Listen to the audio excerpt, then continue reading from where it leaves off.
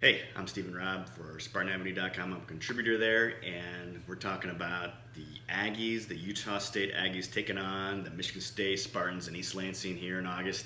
And Spartans eke out a victory 38-31. Whew. There was a moment there in the fourth quarter where I thought they're going to lose this game. Well, hey, at least the Big Ten play hasn't started yet. So, but I really was thinking that. And honestly, Michigan State, it was either playing down to your competition or not really showing up for the game. But a lot of individual efforts on the football team, whether it was Kari Willis, whether it was Justin Lane batting the ball, getting in there. He had a couple nice deflections. You have Joe Bocci just jumping up, hitting the ball, then intercepting the ball. I mean, what more do you want your linebacker to do? Just great individual efforts. Kenny Willekes having that sack, I mean, just really disruptive. But, you know, you didn't hear anything from the other defensive end that night. And you really didn't hear a whole lot from the interior defensive tackles. Really surprised by that. We would have thought, would have heard some names called Naquan Jones, Raekwon Williams, sorry. He did make a couple nice plays coming down the line and sneaking in and getting that running back. That was a really nice play.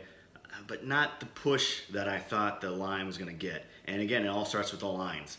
And speaking of the lines, the offensive line, I mean, I don't know where they were. They were there, but they really weren't a cohesive unit. And maybe losing Brian Allen is going to be a bigger issue. You know, they swapped out Tyler Higbee for Matt Allen, and then Higbee came back in. So maybe they're not really sure what they're going to do. And maybe, honestly, they're still trying to figure out what they're going to do with their tackles. But when you can't get the push on a goal line against Utah State, that is concerning to me. When your team allows multiple times, like a blitzing linebacker or defensive back, to just get in there and have free reign at your quarterback, I mean, that's just not good.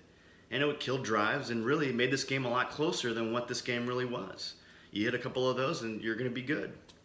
You get a couple of those touchdowns instead of field goals. This game is a completely different game. Speaking of bad plays, the officiating. I've never seen an officiating where, I mean, at least this wasn't Iowa, this wasn't a Wisconsin, this wasn't an Ohio State game or a Michigan game. This wasn't one of those bigger games that Michigan State plays. This was Utah State. But I've never seen officials like blatantly just miss calls this bad. Poorly. I mean, just the Brian Lewerke, you can clearly see he's throwing the football down. I understand they called a fumble, but you know, to not take at least a look at it was really surprising and really disconcerting. Also, just the catch that wasn't a catch. I mean, you know, you have the guy that, you know, the booth guys talking and they're saying, oh, that's definitely a catch, no question. And then the officials are like, oh, no, it's not a catch. It's just like thing after thing that happened. You know, the pass interference call where the ball was like clearly like 5 yards down the field, and you know, I think it was Justin Lane. I was holding on to him just a little bit, or maybe Josh Butler. Sorry, was holding on just a little bit, and you know, the flag came out. So really surprised that the officials really did actually influence the game on those particular calls. But hey, the Spartans have Arizona State next weekend. Honestly, there's a lot to work on, a lot to clean up. It's Pac-12 after dark. Whew. It's going to be another wild one. I'm looking at that, and you know me, I'm going to stay up for it. But wow, the Spartans have a real contest there. Coming home party, hopefully for Brian Lewerke, but we'll see what happens. Hey, I'm Stephen Robb, SpartanAvenue.com. Thanks for watching.